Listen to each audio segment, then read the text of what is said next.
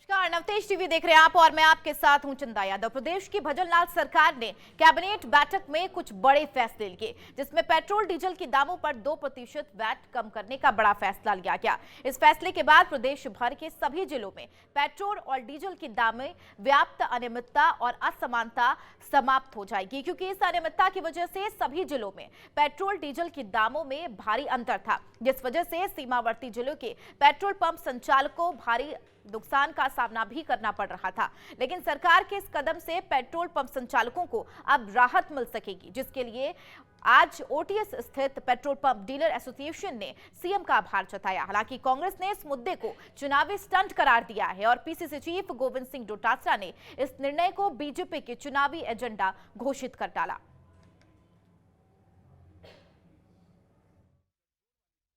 राजस्थान में बार बार बात आती थी पेट्रोल डीजल को लेकर के। आज हमने 2 कायदे इसमें किए हैं।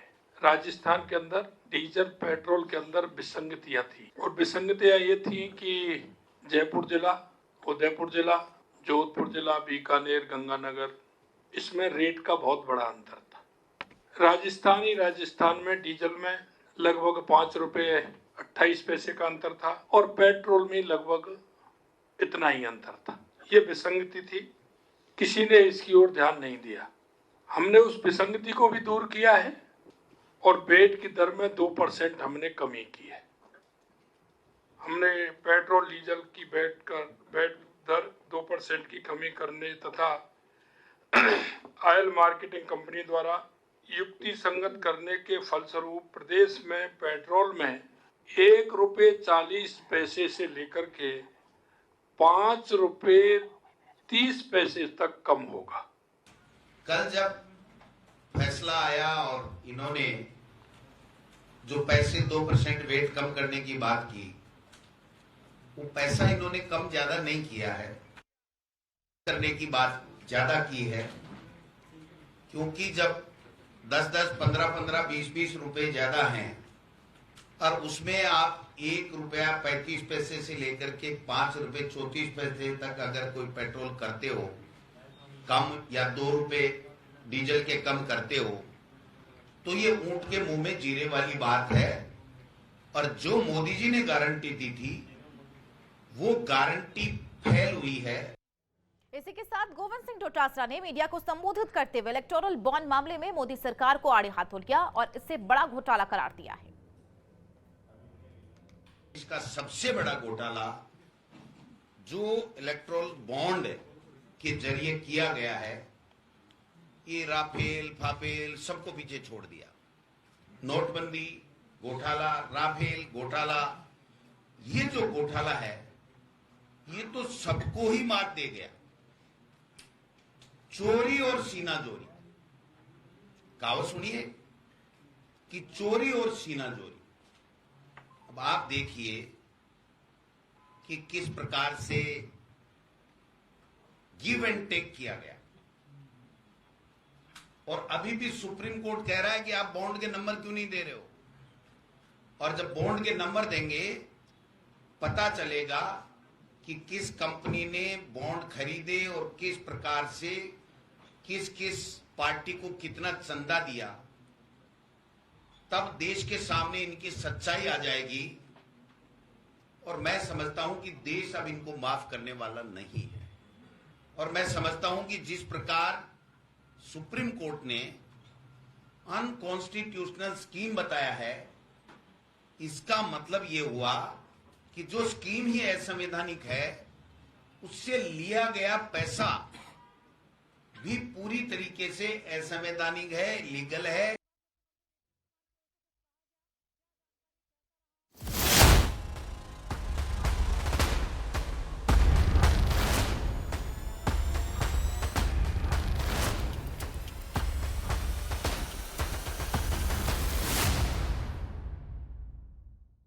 खबर पर ज्यादा चर्चा के लिए हमारे वरिष्ठ संवाददाता उमंग माथुर सीधा न्यूज रूम लाइव हमारे साथ जुड़ गए। उमंग जी, जाहिर सी बात है, चाहे वो सीए मुद्दा हो या फिर अब बात कर ले पेट्रोल डीजल के वैट में कमी को लेकर, इस पर भी लगातार विपक्षी हमलावर है। चंदा, जाहिर सी बात है जिस प्रकार से पिछली सरकार में हमने देखा था कि पेट्रोल डीजल की जो रेट है, विशेष तौर पर हम राजस्थान की अगर हम बात कर लें तो पूर्ववर्ती कांग्रेस सरकार के समय बीजेपी ने इसे एक प्रमुख मुद्दा बनाया था और उनका साफ तौर पर कहना था, न सिर्फ बीजेपी ने बल्कि जो पेट्रोल डीलर एसोसिएशन के जितने भी सदस्य हैं उनका ये कहना था कि श्री गंगानगर जहाँ पर राजस्थान का सबसे ज़्यादा पेट्रोल और डीजल की रेट होती थी, बोला वो इतनी ज़्यादा है और राज्य के बाकी हिस्सों में पेट्रोल की रेट्स में काफ़ी अंतर दिखाई पड़ता है। तो उस समय भी पेट्रोल डीलर एसोसिएशन की तरफ से हड़ताल, धरने, प्रदर्शन सब किए गए थे कि आप एक ही रेट कर दीजिए, पूरे राजस्थान भर में पेट्रोल और डीजल की एक ही रेट होनी चाहिए। इसे लेकर आंदोलन किए गए, बीजेपी ने भी इसे एक प्रमुख मुद्दा बनाया था और कल मुख्यमंत्री भजन लाल ने इस मुद्दे को हम कह सकते हैं एक तरीके से सुलझा दिया और अब से पूरे राजस्थान में, भले ही वो गंगानगर हो, कोटा हो, जयपुर हो, बीकानेर हो या राजस्थान का अन्य कोई दूसरा शहर हो, सब जगह पेट्रोल की और डीजल की अब एक ही रेट होगी। और चंदा, जाहिर सी बात है जब पेट्रोल और डीजल की रेट में कमी आती है तो जो रसोई गैस है उसमें भी कमी आना लाजमी है। तो भजन लाल सरकार ने आगामी लोकसभा चुनाव को देखते हो अगर हम कहें तो ये एक बहुत बड़ा मास्टर बिल्कुल स्ट्रोक कह सकते हैं कि जहां पर एक तरफ प्रदेशवासियों को सौगात मिली है, एक बड़ी सौगात कह सकते हैं, पेट्रोल डीजल के वैट में 2% की कमी आई है और इसे अगर विपक्ष के तौर पर देखें तो विपक्षी लगातार हमलावर है। इस कमी को लेकर भी, वैट की कमी को लेकर भी उन्होंने चुनावी स्टंट करार दिया है।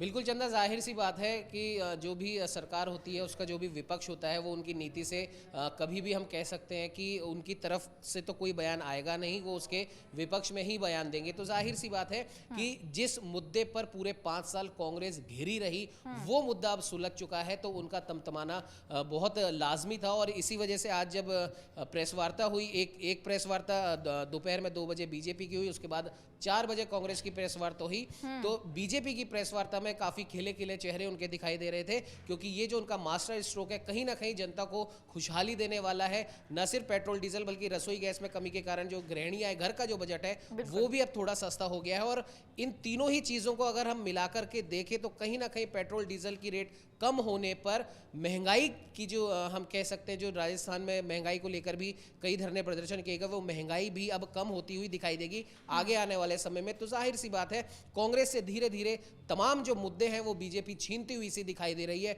और बहुत लाजमी है कि प्रदेश अध्यक्ष कांग्रेस के गोविंद सिंह डोटासरा ने जो प्रेस वार्ता करी, उन्होंने इसे सिर्फ और सिर्फ एक चुनावी स्टंट करार दिया। ठीक है, ऐसे में ये कहना भी गलत नहीं होगा कि भारतीय जनता पार्टी की तरफ से लोकसभा चुनाव से पहले एक के बाद एक मास्टर स्ट्रोक खेले जा रही हैं, चाहे वो फिर सीएए का मुद्दा हो या फिर अगर बात करें भजन लाल सरकार की तरफ से सरकारी कर्मचारियों की बात करें, उनके भत्ते में भी बढ़ोतरी की गई है, उनके भत्ते में भी 4% बढ़ोतरी की गई है। अब पेट्रोल डीजल के वैट पर भी 2% की कमी, जाहिर सी बात है प्लस पॉइंट कहीं ना कहीं भारतीय जनता पार्टी को इससे मिलता हुआ नजर आएगा। बिल्कुल चंदा, आपने बिल्कुल सही कहा, भले सीएए वाला फैसला हो या फिर पेट्रोल डीजल की रेट कम करने का बात हो, और जो सबसे पहला जो मेन जो हम कह सकते हैं कि पूरा देश जब एक हो गया, राम मंदिर का मामला, ये तीनों ही मुद्दे ऐसे हैं जो कहीं ना कहीं लोकसभा चुनाव में कांग्रेस के मुकाबले में बीजेपी को एक कदम ऊपर वो लेकर जा रहे हैं। राम मंदिर के मामले में भी ऐसा ही हुआ था कि पूरा देश राममय हो चुका था और कांग्रेस के कई लोग सिर्फ इसी एक मुद्दे पर कि आला कमान ने राम मंदिर का फैसला क्यों ठुकराया, वो बीजेपी में शामिल हो गए या कहीं ना कहीं कांग्रेस से नाराजगी दिखाई दी। सीएए का जो फैसला आया, इसके बारे में भी अगर चंदा हम आपको बताएं, कई पाक विस्थापितों से नवतेज टीवी ने एक्सक्लूसिव बातचीत करी है। उनका साफ तौर पर कहना है कि सीएए से पहले जो पूरी प्रक्रिया थी भारतीय नागरिकता प्राप्त करने की, उसमें 13-13 साल लोगों को लग जाते थे, लेकिन अब वो प्रक्रिया भी आसान होगी। तो जाहिर सी बात है इसमें भी नंबर बीजेपी के बड़े। और कल जब पेट्रोल डीजल की जो रेटें हैं वो सस्ती हुई हैं, उसमें भी कहीं ना कहीं आम आदमी को महंगाई से राहत मिलती सी दिखाई दी और ये भी कहीं ना कहीं बीजेपी को एक कदम ऊपर ले गया। बिल्कुल, बहुत शुक्रिया उमंग जी इस खबर पर लगातार जानकारी साझा करने के लिए। बहरहाल भजन लाल सरकार की तरफ से पेट्रोल डीजल के वैट में 2% कमी की गई है। जाहिर सी बात है इससे एक बहुत बड़ी राहत प्रदेशवासियों को मिलती हुई नजर आ रही है और यही वजह है कि कल जब भजन लाल सरकार ने ऐलान किया था तब कर्मचारियों के भत्ते का भी ऐलान किया था कि 4% उसमें बढ़ोतरी की जाए, जो कि पहले 40% था और अब बढ़कर 50% हो चुका है।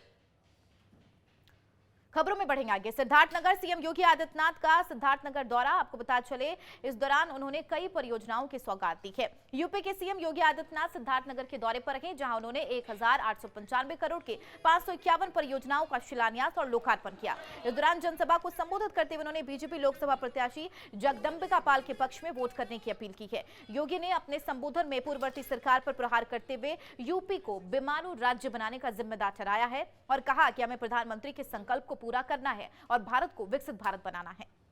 जोरदार तालियों से योगी जी का स्वागत करें। भारी संख्या में जनपद सिद्धार्थनगर के सभी उपस्थित बहनों और भाइयों, होली के पूर्व लगभग 1900 करोड़ रुपए की इन परियोजनाओं के लिए मैं आप सभी सिद्धार्थनगर वासियों को हृदय से बधाई देता हूं। बहनों और भाइयों, सिद्धार्थनगर जनपद आज आकांक्षात्मक जनपद से उभर करके एक विकसित जनपद बन रहा है। आकांक्षात्मक जनपद यानी पिछड़ा जिला ये था ही इसलिए क्योंकि यहाँ पर बुनियादी सुविधाएं नहीं थी।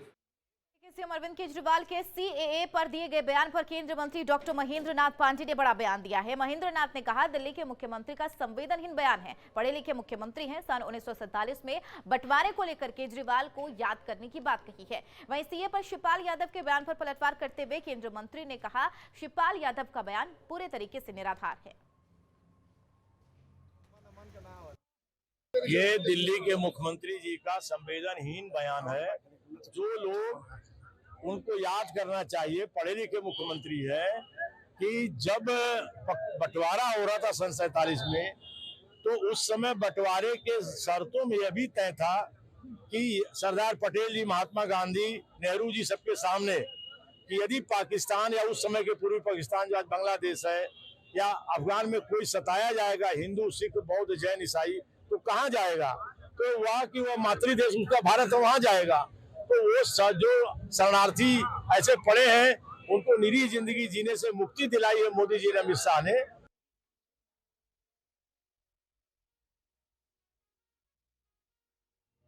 यूपी के मुजफ्फरनगर जनपद में गुरुवार को यूपी सरकार में मंत्री सूर्य प्रताप शाही पहुंचे, जहां पर उन्होंने सबसे पहले शुक्र तीर्थ नगरी शुक्रताल में पहुंचकर महाभारत कालीन में मौजूद वट वृक्ष के दर्शन किए। इसके बाद मंत्री सूर्य प्रताप शाही ने सैनी समाज के कार्यक्रम में हिस्सा लिया और फिर किसानों और उद्यमियों से वार्तालाप करते हुए विकसित भारत और मोदी गारंटी अभियान के तहत सरकारी कार्यों की जानकारी दी। आज भारतीय जनता पार्टी द्वारा विकसित भारत और मोदी गारंटी अभियान के भीतर मैं यहाँ पर आया हूँ और इसके भीतर जनता के सुझाव प्राप्त करना और उसको संकल्प पत्र का हिस्सा बनाना, यह उसका उद्देश्य है। इसका जो थीम है, जो मंत्र है इस कार्यक्रम का, सुझाव आपका, संकल्प हमारा।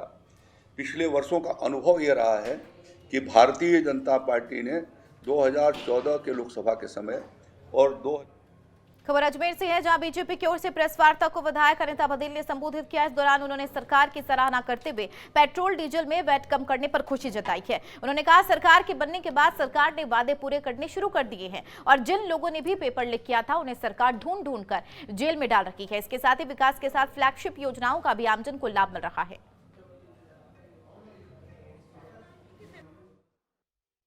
राजस्थान में जब से डबल इंजन की सरकार बनी है, तब से आप सब ने देखा होगा कि किस तरह से राहतें देने का काम हमारे मुख्यमंत्री भजन लाल जी कर रहे हैं। सबसे पहले उन्होंने ERCP, जो पानी का बहुत बड़ा मुद्दा था, उसको समाधान तक पहुंचाया और उसके बाद में महिलाओं को किस तरह से महंगाई से राहत मिल सके, उस नाते से 450 रुपये का गैस का सिलेंडर उज्ज्वला गैस धारकों को मिलने प्रारंभ हुआ। महिला दिवस के उपलक्ष्य में 100 रुपये कम किए गए गैस के सिलेंडर पर और अब 2% वैट पेट्रोल और डीजल पर कम करके पूरे प्रदेश को महंगाई से राहत दिलाने का जो काम किया, उसके लिए हम सबसे पहले बीजेपी के ओबीसी मोर्चा का जिला सम्मेलन लोकसभा क्षेत्र के प्रतापगढ़ विधानसभा के बगवास कार्यालय में आयोजित हुआ। बीजेपी के लोकसभा चुनाव विस्तारक मदन लाल गुर्जर, ओबीसी मोर्चा के लोकसभा प्रभारी हिंगलाज दामचारण, भूमि विकास बैंक के अध्यक्ष किशोर पाटीदार समेत तमाम लोग मौजूद रहे। इस दौरान सभी बूथों से 370 मतों से भारतीय जनता पार्टी के प्रत्याशी को विजय दिलाने के संकल्प के साथ संपन्न हुआ। बीजेपी के जिला मीडिया संयोजक गोपाल धारबाई ने बताया कि पार्टी के प्रत्येक कार्यकर्ता और पदाधिकारी सभी बूथों पर जाकर कम से कम 10 लोगों से राम राम करें और उन्हें पीएम की जन कल्याणकारी योजनाओं से अवगत कराएं।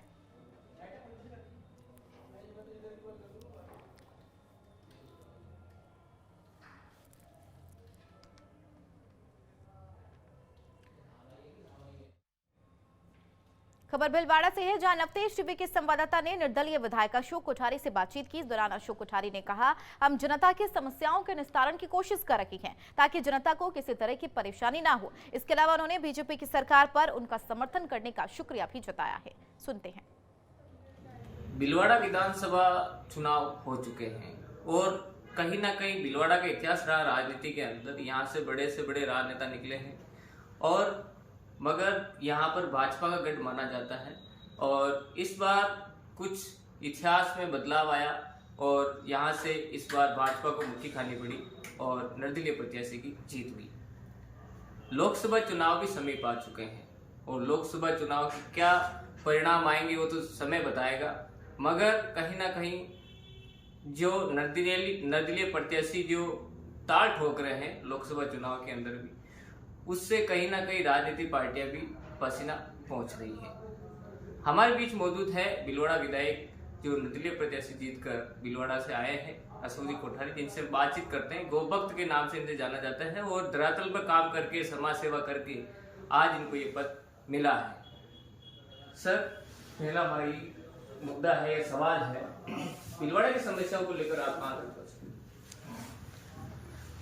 देखिए सर, हम इस क्षेत्र में भी दो बात को लेकर आए थे। एक तो सोच, अच्छी सोच यानी सत्य की, नीति न्याय की, प्रामाणिकता की, और वही सोच अपन मानते हो, सोच को लेकर आए और तो ये तो हमारी हमेशा रहेगी। दूसरा था भीलवाड़ा का विकास को लेकर।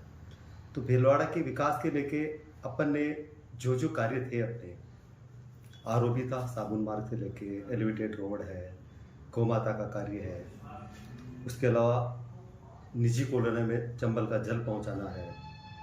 तो ये सभी कार्यों पर अपन ने पूरा डिस्कस हर एक डिपार्टमेंट के अधिकारी से कर चुके हैं। दूसरा है जल पहुंचाने का था, चंबल का जल, उसमें भी अपन ने बात कर चुके हैं, पीएचडी से कर चुके हैं, चंबल वालों से बात कर चुके हैं। उसके अलावा रोड का है, जहाँ पर उसमें भी अपन यूआईटी से प्लस नगर परिषद से कंटिन्यू बातचीत कर रहे हैं। सर, एक सवाल है, लोकसभा चुनाव तो आए हैं, आपकी कई खबरें थी चर्चा में जिसमें कि आप भी भाजपा ज्वाइन कर रहे हैं, अब कहाँ तक पहुँचे सर उसमें? देखिए, हम हमेशा पहले भी कहते रहे, हमारी विचारधारा सदैव से सत्य और सनातन की थी। अब भारतीय जनता पार्टी उसी को फॉलो करती है, तो हमने समर्थन तो उनको पहले से ही, राजस्थान के प्रदेशाध्यक्ष का फ़ोन आया जी, और उनके फ़ोन पर ही हम गए और उनके कहने से हमने उनको समर्थन दे दिया जी। 6-7 तारीख को लगभग दे दिया था रिजल्ट के बाद। समर्थन तो दे चुके थे और उनको कहा भी था हमने कि आपने जो 4 व्यक्ति को आपने पार्टी से बाहर किया है उनको तत्काल ले लीजिए। उन्होंने हाँ करी है, बोला कल ही हम ले लेंगे, तो आज तक उन्होंने लिया नहीं है। बाकी हम तो समर्थन तो पहले दे चुके हैं। ऐसे कर्मठ कार्यकर्ता है जिन्होंने अपना पूरा जीवन लगाया संगठन के लिए, पार्टी के लिए, विचारधारा के लिए। एलन डार साहब हो, लादू जी तेली हो, उप सभापति रामलाल जी योगी हो, धरना प्रदर्शन पर हम कल गए थे, श्री सत्यनारायण जी गोगड़। लोकसभा चुनाव में मतदान प्रतिशत बढ़ाने को लेकर सुपरवाइजर की बैठक हुई है। निर्वाचक पंजीयन अधिकारी एवं एसडीएम सुभाष चंद्र चौधरी की अध्यक्षता में मिनी सचिवालय सभागार में बैठक आयोजित की गई, जिसमें एसडीएम ने भी सभी सुपरवाइजर को आगामी लोकसभा चुनाव में रायसिंह नगर विधानसभा क्षेत्र में मतदान प्रतिशत बढ़ाने को लेकर निर्देश दिए।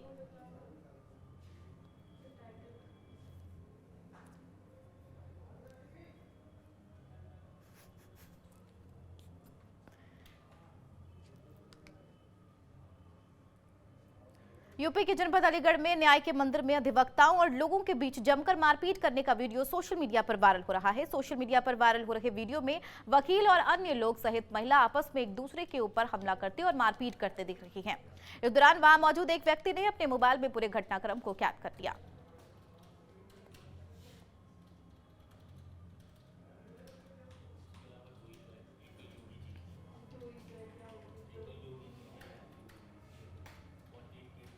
उत्तर प्रदेश के जनपद अलीगढ़ में मामूली विवाद के चलते एक दोस्त ने अपने ही दोस्त पर चाकू से हमला कर दिया। इस दौरान आरोपी दोस्त ने अपने दोस्त को सड़क में दौड़ाकर चाकू से हमले किया है और मौके से फरार हो गया। हालांकि हमले के बाद रास्ते पर लहूलुहान हालत में पड़े युवक को लोगों की मदद से उपचार के लिए जिला अस्पताल ले जाया गया, जहां डॉक्टर ने प्राथमिक उपचार के बाद युवक की हालत को गंभीर देखते हुए मेडिकल कॉलेज रेफर कर दिया।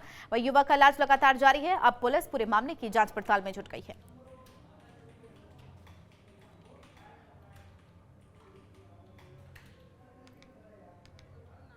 व्यक्ति आए हैं सन ऑफ स्वर्गीय नूर मोहम्मद, एक गड्ढों वाली मस्जिद महफूज नगर रोरावर से पुलिस के द्वारा लाए गए हैं और बाकी गंभीर रूप से घायल हैं, ये चोटिल हैं।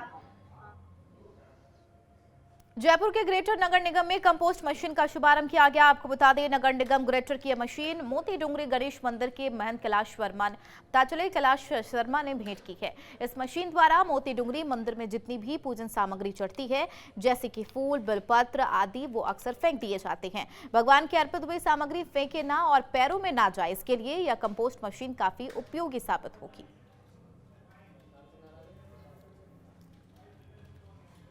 महापौर को बहुत साधुवाद देता हूं कि उन्होंने इस कार्य से, जो कि जयपुर की सफाई के लिए बहुत जरूरी था, और स्वच्छता अभियान से मंदिर को जोड़ा। मंदिर स्वच्छ जयपुर का सपना हम सबका है और आदरणीय महंत जी को धन्यवाद देना चाहती हूँ कि उन्होंने हमारा एक छोटा सा निवेदन, जब हमने सभी महंतों को, पुजारियों को, सबको बुलाकर हमने सुझाव मांगे नगर निगम में स्वच्छता कैसे अच्छे हो, किस तरह हम रामोत्सव मनाएं, कैसे, क्योंकि हमने रामोत्सव भी हमने जब बनाया कि जहां आएंगे राम स्वच्छ रहे हर धाम, उसको भी हमने स्वच्छता से जोड़ा। और महंत जी का बहुत सारा धन्यवाद देना चाहती हूँ कि उन्होंने इतने कम समय के अंदर मशीन आकर और हमारी मशीन इंस्टॉल हो गई और आज शुरू भी हो गई है। क्योंकि अमूमन जब भी मंदिर में दर्शन करने के लिए भी हम लोग जाते हैं तो वहाँ माला, बिलपत्र और नवरात्रि के अंदर देखेंगे तो नवरात्रि के जवारे और ऐसी सब चीजें पीपल के पेड़ के ऊपर चढ़ाई भी मिलती है जब मंदिरों से। देखिए, इसमें जो है, हम पहली बात तो मंदिरों से निकलने वाले सारे फूल, माला, सब्जी, जितने भी गीले कचरे हैं उसको इसमें इस मशीन में प्रोसेस किया जाता है एक साथ। ये 24 आवर के अंदर में, ये फुल्ली ऑटोमेटिक मशीन है जो कि 24 आवर के अंदर ही ये प्री कंपोस्ट बना के निकाल देती है। 7 दिन तक क्यूरिंग। वहीं 4 दिन से सफाई यूनियन का हड़ताल जारी है। इसमें 100 से लगभग अन्य समाज के कर्मचारी शामिल हैं, जिन्होंने कार्ड निरंतर जारी कर रखा है, लेकिन उनको वाल्मीकि समाज के कर्मचारी और SI/CSI द्वारा उनको काम करने से रोका जा रहा। उनकी रजिस्ट्रों में हाजिरी नहीं करने दी जा रही है। सुरक्षा और कार्य करने के लिए उपकरण भी नहीं दिए जा रहे। इन समस्याओं को लेकर निगम प्रशासन को अवगत भी कराया गया, लेकिन कोई सहयोग प्रशासन के द्वारा नहीं किया गया है। पिछले 3-4 दिन से जो हमारी सफाई यूनियन अध्यक्ष उनके द्वारा, सफाई का नंद किशोर डंडोरिया, उनके द्वारा हड़ताल करवा रखी है जयपुर शहर में। उसमें हम अन्य समाज के हड़ताल में शामिल नहीं है और जो मांग वो रख रहे हैं मस्ट्रोल के आधार से, वो सारी चीजें वो बिल्कुल न्याय। वहीं जयपुर में हजारों युवा मित्रों का संघर्ष देखने को मिला है, जहां उनका यह संघर्ष कैबिनेट मंत्री बाबा किरोड़ी लाल मीणा के जयपुर आवास पर आमरण अनशन के 7वें दिन भी जारी रहा। दरअसल सरकार द्वारा पिछले 70 दिनों से इनकी जायज मांग न माने जाने के कारण अवसाद से ग्रसित हो कुछ युवा मित्र आज जयपुरिया हॉस्पिटल के पास मरने के लिए जयपुर में पानी की टंकी पर चढ़ गए। जैसे कि खबर है, लगभग 12 युवा मित्र महिला और पुरुष हैं और जिनके पास 4 बोतल पेट्रोल की भी हैं। हालांकि लगातार पुलिस प्रशासन नीचे उतरने का दबाव बनाती हुई भी नजर आई, लेकिन फिर भी युवा मित्रों के आगे पुलिस की एक न चली। आज हम 5000 तुम युवा मित्र साथियों की लड़ाई को जीतने के लिए आज इस जयपुरिया हॉस्पिटल के पीछे टंकी पर चढ़ चुके हैं और अपनी जी जान की बाजी लगने के लिए चढ़ चुके हैं। पेट्रोल की बोतलें हमारे साथ हैं, 3 महिला युवा मित्र साथी हमारे साथ हैं और 5 युवा मित्र साथी हमारे साथ हैं। तो साथियों, सभी पहुंच जाओ यहाँ जयपुरिया हॉस्पिटल की टंकी के नीचे अपने हक और अधिकार की लड़ाई लड़ने के लिए। अलवर के पूर्व सांसद करण सिंह यादव ने कांग्रेस पार्टी से इस्तीफा दे दिया है। करण सिंह को विधानसभा चुनाव के लिए टिकट नहीं मिला था और अब सांसदी का टिकट नहीं मिलने से नाराज थे। मीडिया से बात करते हुए करण सिंह यादव ने पूर्व मंत्री केंद्रीय मंत्री भंवर जितेंद्र सिंह पर गंभीर आरोप लगाया है और कहा कि अलवर में सिर्फ भंवर जितेंद्र सिंह की चलती है। अलवर से एक छोटे से बच्चे को टिकट देकर मेरा अपमान किया गया है, जबकि मैं अलवर से 2 बार सांसद 2 बार विधायक रह चुका हूं। उन्होंने कहा ललित यादव को अभी राजनीति अनुभव भी नहीं है, लेकिन फिर भी उनको टिकट दिया गया।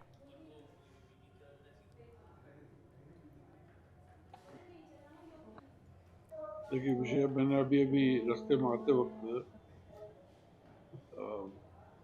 एक व्हाट्सएप गोविंद सिंह जी डोटासरा को भेजा है जो इंग्लिश में है। ऑनरेबल श्री डोटासरा साहब, फॉर पर्सनल रीजंस, व्यक्तिगत कारणों से I extend my resignation from the primary membership of the party.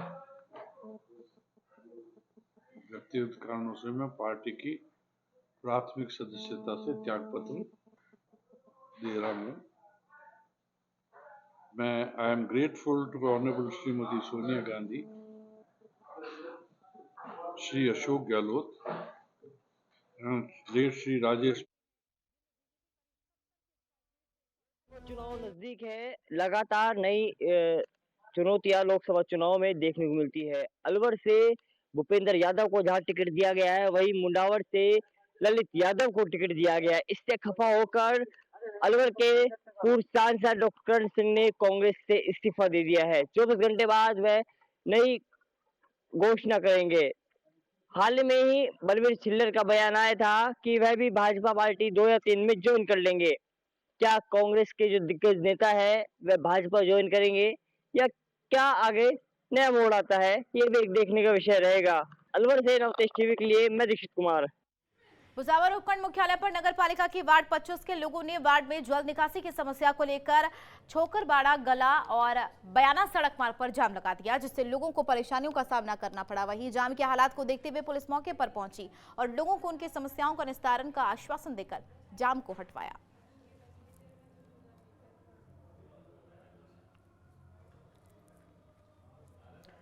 चलिए बुलेटिन में फिलहाल मेरे साथ इतना ही। नमस्कार।